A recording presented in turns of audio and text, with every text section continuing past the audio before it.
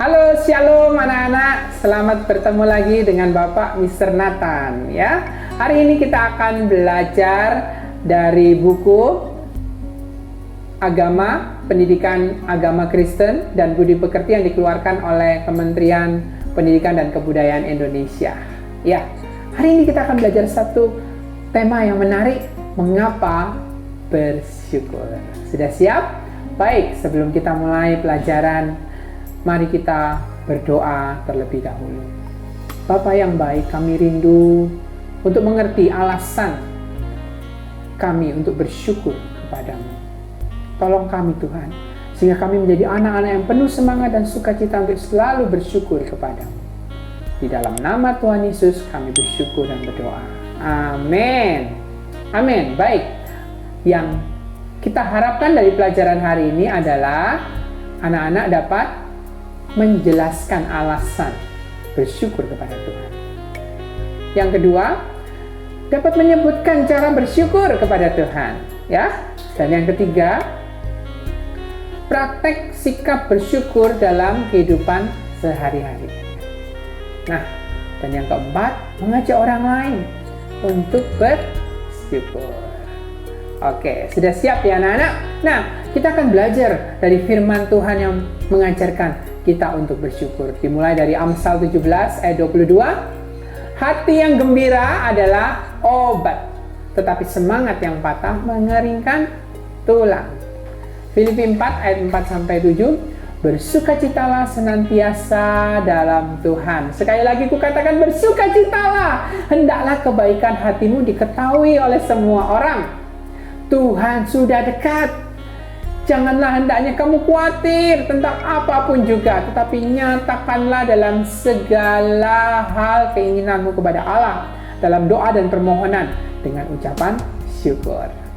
Dan damai sejahtera Allah yang melampaui segala akal akan memelihara hati dan pikiranmu dalam Yesus.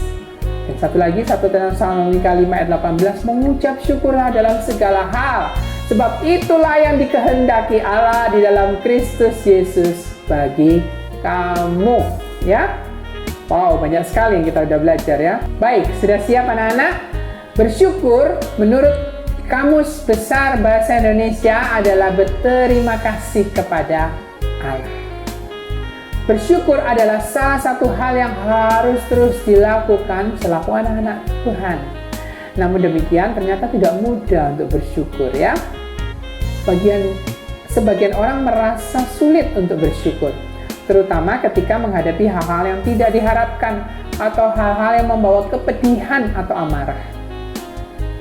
Dalam pelajaran ini dan pelajaran 12 serta 13 kita akan mengupas lebih dalam mengapa kita bersyukur. Bila kita sudah memahami alasan mengapa kita bersyukur, diharapkan kita juga lebih sering mengucap syukur. Bahkan menjadikan bersyukur sebagai sikap hidup kita yang diwujudkan dalam keseharian. Ya, oke? Kita lanjutkan. Nah, ada sebuah cerita ya, kita akan baca. Ada seorang ibu yang bernama Liu Ximei. Dia ini tinggal di desa Xinhu, Guangdong, Cina. Pekerjaan sehari-hari Ibu Liu Ximei ini adalah melakukan tugas rumah tangga dan sekali bekerja di sawah, di ladang pertanian milik keluarganya. Ibu ini juga terbiasa mencuci pakaiannya sendiri dan aktif melakukan kegiatan harian.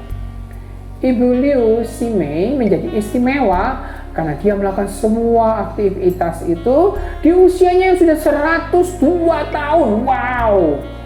Resep umur panjangnya sederhana. Seperti yang diakuinya, ia tidak pernah minum alkohol, selalu menjaga kebersihan diri, dan yang terpenting, ia tidak mau terlalu pusing oleh keadaan sekelilingnya. Ia sudah merasa bersyukur dengan apa yang dimilikinya. Jadi rahasianya bersyukur, ya. Alasan untuk bersyukur adalah karena Tuhan baik. Nah, kita lanjutkan. Di Indonesia, angka pengharapan hidup tertinggi tercatat dimiliki oleh daerah Yogyakarta, yaitu 73 tahun. Artinya rata-rata penduduk Yogyakarta hidupnya hingga sampai 73 tahun. Wow. Beberapa ahli mencoba mencari tahu apa ya penyebab angka pengharapan hidup di Yogyakarta ini begitu tinggi. Ternyata karena selain rendahnya tingkat status stres dan tingginya konsumsi serat seperti buah dan sayuran, juga karena budaya hidup orang Jogja yang memahami falsafah nrimo ing pandum. Artinya apa?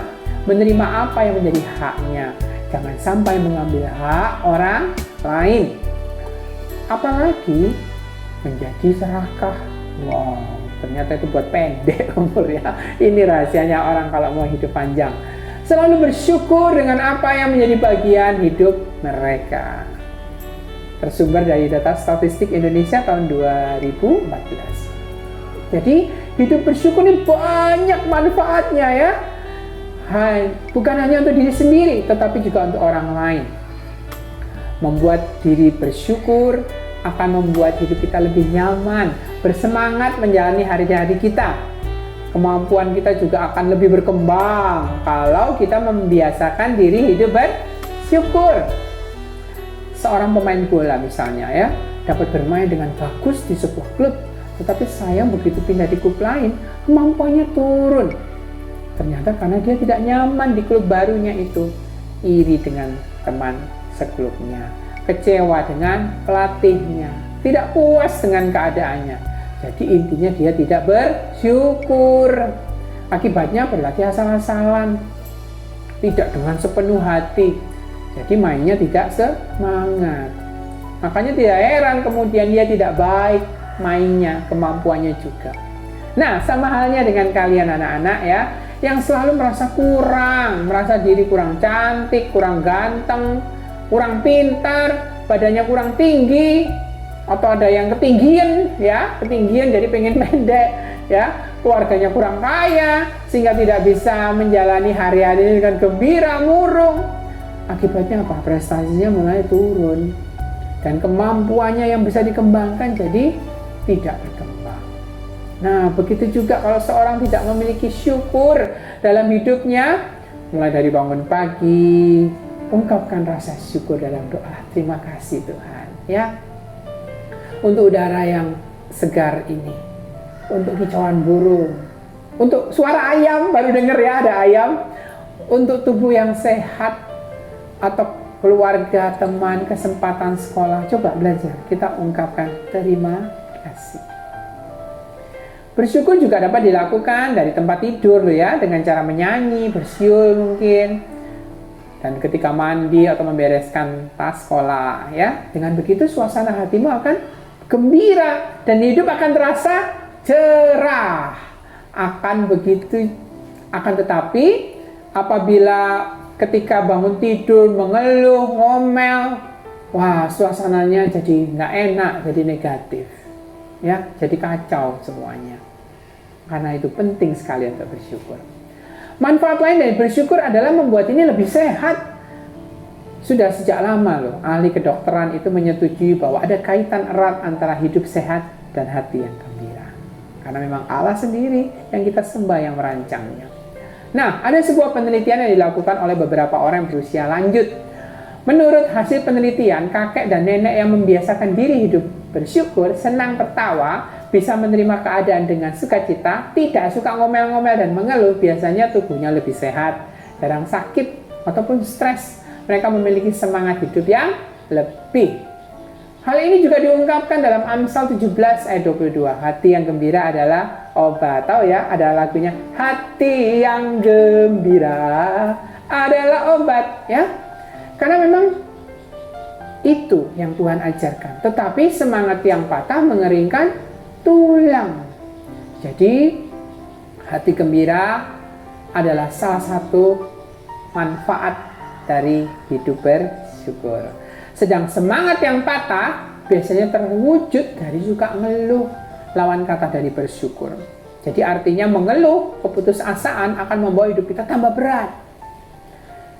Hidup bersyukur juga anak-anak membuat kita lebih mudah bergaul dengan orang lain. Kita nggak jadi minder ya. Apabila kalau kamu punya teman yang suka ngomel, mengeluh gimana? Selalu marah-marah, cemberut.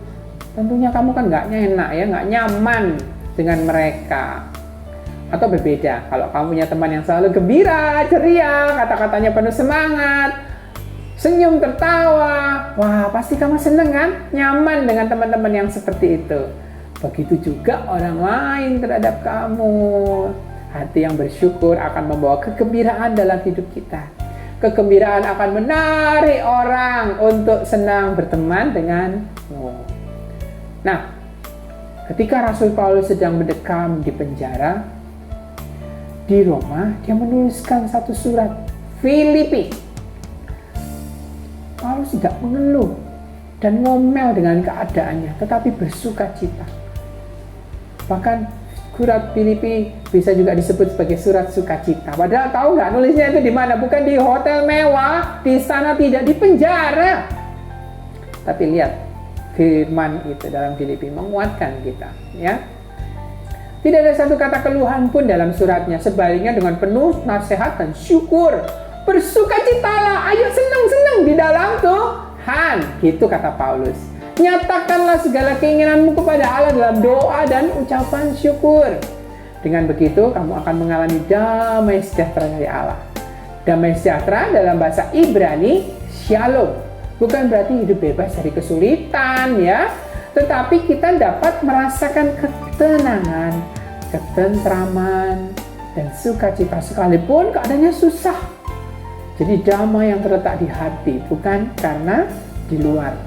Damai yang kita dapatkan ketika kita bersyukur dalam segala apa yang terjadi dan yang kita hadapi dalam hidup ini.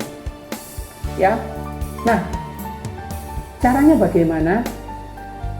Dengan cara tadi yang Bapak katakan, selalu percaya bahwa Tuhan itu baik. Sederhana ya, Bapak lanjutkan. Damai sejahtera dapat dilihat oleh kehidupan Rasul Paulus. Sekalipun ia di penjara, artinya secara fisik dia juga mengalami sakit, tapi tetap tegar, tidak putus asa.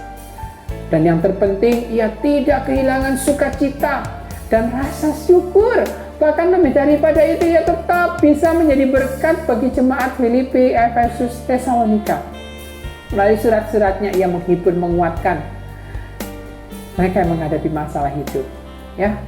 Bahkan sampai kita pun kita bersyukur kan diberkati oleh suratnya Rasul Paulus, seperti yang ditulis, mengucap syukurlah dalam segala hal, sebab itulah yang diinginkan Allah, dikehendaki itu diinginkan Allah dalam Kristus bagimu.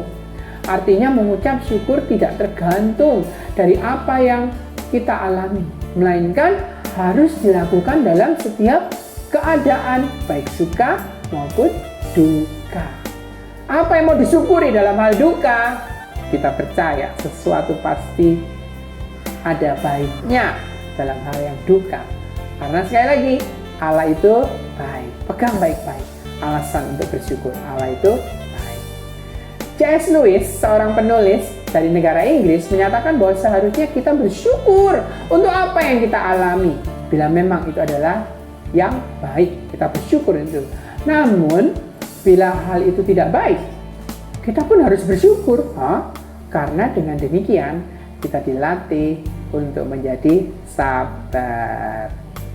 Jadi bukan tidak baiknya yang kita syukuri, keadaan yang tidak baiknya, tapi manfaat hal-hal yang baik yang timbul dari kejadian yang tidak baik itu, ya. Sabar, rendah hati, dan tidak menaruh pengharapan pada dunia ini. Karena hidup kita, pengharapan kita ada di surga. Dunia ini mengecewakan, ya. Kalau kamu kecewa dengan dunia ini, baiknya, oh iya, aku belajar untuk berharap pada nilai-nilai yang bisa sampai di surga. Jadi dapat kita simpulkan betapa besarnya manfaat yang kita peroleh dari hidup bersyukur. Maka sangat baik kalau mulai dari sekarang kita biasa untuk bersyukur. Kalau nggak ketemu alasannya, Pak.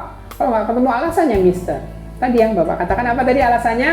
Tuhan baik. Aduh, aku kemarin diejek. Nggak ada baiknya. Apa baiknya? Aku hanya percaya Engkau baik, Tuhan. Pasti ada hal yang baik yang akan datang. Nah, itu ya, alasannya sederhana. Tuhan baik. Ya, jadi kalau kita biasa bersyukur, menjadi sikap hidup kita yang harus ditumbuhkan dan dipelihara, tidak tergantung dalam keadaan luar kita. Kuncinya adalah kita mau percaya dan berupaya untuk melakukannya. Jangan lupa bersama Yesus. Oke ya. Nah, sekarang silakan nanti setelah melihat ini untuk mencari teman ya, 3 orang boleh. Coba bicarakan tentang bersyukur. Coba tanyakan kepada mereka, sikap hidup apa yang mereka pilih sehingga mereka bersyukur, tetap bersyukur dalam segala situasi atau hanya pada situasi tertentu saja. Nah, buatlah kesimpulan dari percakapan itu. Coba laporkan hasilnya di kelas. Ya, mungkin tadi ada yang nangkep ya. Kenapa kamu bersyukur? Karena Tuhan baik. Kenapa kamu hanya bersyukur dalam situasi tertentu? Ya, karena aku hanya bisa bersyukur kalau aku dapat berkat, dapat pujian. Kalau nggak dapat pujian, dapat ejekan, ya aku nggak bisa bersyukur. Oke, boleh ditulis ya. Kita masih belajar. Berikutnya yang kedua. Menurutmu, mengapa kita diminta untuk bersyukur dan menjadikan syukur sebagai sikap hidup selaku anak-anak Tuhan? Mengapa? Karena inilah yang diinginkan Tuhan. Ingat tadi ya, di ayat yang kita baca di atas, inilah yang diinginkan Tuhan. Itu yang pertama. Yang berikutnya apa? Karena Tuhan itu baik. Ya, ini diinginkan Tuhan. Oke, aku bersyukur. Yang kedua, ya karena Tuhan itu baik. Yang ketiga, bersyukur itu adalah jalan Tuhan memberkati. Ya. Yang keempat, bersyukur itu akan membebaskan kamu dari kejahatan. Kok bisa? Iya. Ketika kamu bersyukur, kamu dilepaskan dari iri hati, kekecewaan, sakit hati, ya, dan kamu akan dilepaskan dari kejahatan. Wow, ada 4 hal ini paling nggak yang Bapak mau bagikan ya. Jadi ayo belajar bersyukur. Belajar bersyukur. Gimana ya Pak? Susah, nggak masuk akal. Percaya, belajar percaya dan lakukan. Tuhan terima kasih. Kalau nggak ketemu alasannya, karena Engkau baik. Ya, percaya, belajar bersyukur. Pak mulai jengkel, mulai kecewa, mulai mengeluh, stop. Itu tidak dikehendaki Tuhan. Itu menghancurkan diriku. Ambil langkah iman. Dan lihatlah bagaimana mujizat damai sejahtera Allah yang melampaui akal pikiranmu sungguh terjadi dalam hidupmu. Hidup Kristen bukan hanya sekedar teori, tapi praktek. Yesus kita hidup, Dia berkuasa. Dan lihatlah bagaimana sukacita surgawi memenuhi hidupmu. Amin. Oke, kita lanjut ya. Yang ketiga, sebutkan 5 hal dalam hidupmu sekarang yang paling kamu syukuri. Tuliskan secara berurut di bawah ini. Sebenarnya bukan 5 ya, tapi 500. Oh iya, banyak ya. Ada orang yang sampai 100. Kadang Bapak minta sama murid, Bapak, ayo banyak-banyakan. Mereka bisa sampai 50. Banyak, 5 saja. Dimulai dari apa? Bersyukur masih hidup, bersyukur masih bisa melihat, bersyukur mempunyai orang tua, ya, bersyukur masih diberi kesempatan untuk berdoa, bersyukur masih bisa sekolah. Oke ya, paling nggak 5 saja itu.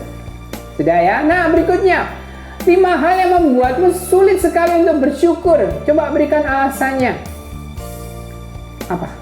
Sakit. Iya, paling sulit bersyukur kalau sakit. Alasannya nggak enak.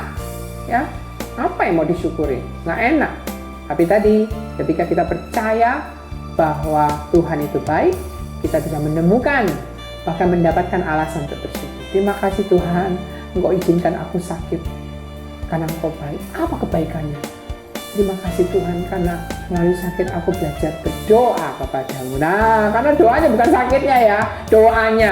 Kalau terima kasih Tuhan, karena sakitnya saja, lo aneh. Mana ada orang bersyukur karena sakitnya saja, tapi apa yang dihasilkan, apa yang Tuhan ajar, apa yang Tuhan izinkan terjadi untuk kebaikan kita. Itu yang kita syukur ya. Sakit. Yang kedua apa? Kehilangan. Ayo, pernah nggak kehilangan pensil, penghapus, uang yang lebih gede lagi mungkin ya, sepeda, waduh ya, hilang, waduh hilang, gimana ini, apa yang aku akan syukuri?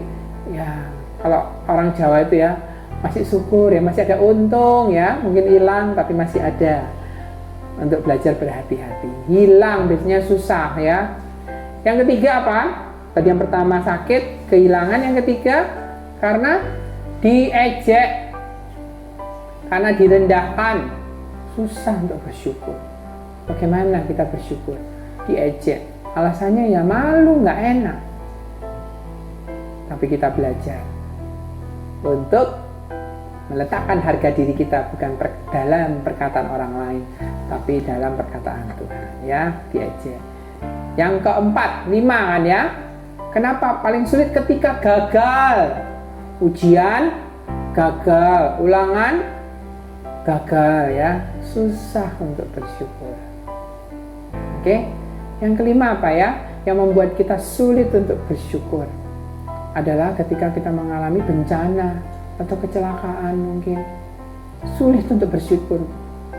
Tapi kita mau percaya. Jadi alasannya apa? Bahwa Engkau baik Tuhan. Walaupun aku tidak mengerti, aku belajar bersyukur bahwa Engkau baik.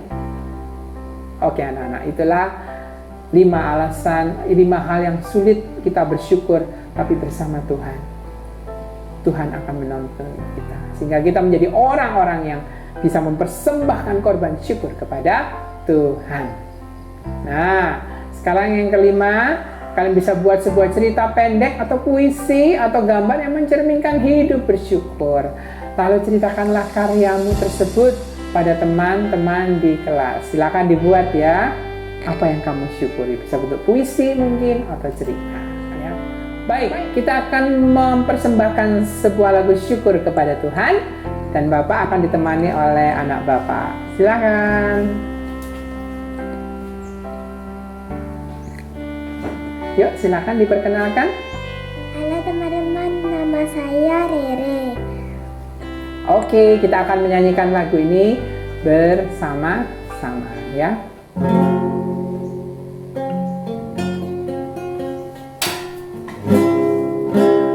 Syukur padamu ya Allah atas segala rahmat-Mu. Syukur atas kecukupan dari kasih-Mu penuh. Syukur atas pekerjaan walau tubuh pun lemah. Syukur atas kasih sayang dari sana dan teman. Syukur atas bunga mawar harum indah tak terperi. Syukur atas awan hitam dan mentari berseri. Syukur atas suka duka yang Kau beri tiap saat. Firman-Mu-lah pelita agar kami tak sesat. Syukur atas keluarga penuh kasih yang mesra. Syukur atas perhimpunan dan memberi sejahtera. Syukur atas kekuatan kala duka dan kesal. Syukur atas pengharapan kini dan selamanya. Terima kasih Rere. Oke anak-anak, kita akan lanjutkan ya. Sebenarnya kalian bisa tambahkan bait berikutnya dengan kata-katamu sendiri, sehingga berisi hal-hal apa saja yang kamu syukuri. Wah, nulis lagu lah. Iya ya. Syukur atas teman-teman yang kau berikan padaku. Nah, itu contoh ya. Syukur atas mama papa yang selalu bersama. Oh, bisa juga kan ya? Bisa kalian tambahkan hal-hal apa yang kalian syukuri atau anggota tubuhmu. Syukur atas mata ini hingga aku melihat. Syukur atas telingaku, aku bisa mendengar. Oh, banyak ya, kalian kreatif kayak Bapak tadi kasih contoh. Baik, selanjutnya kita akan masuk ke evaluasi.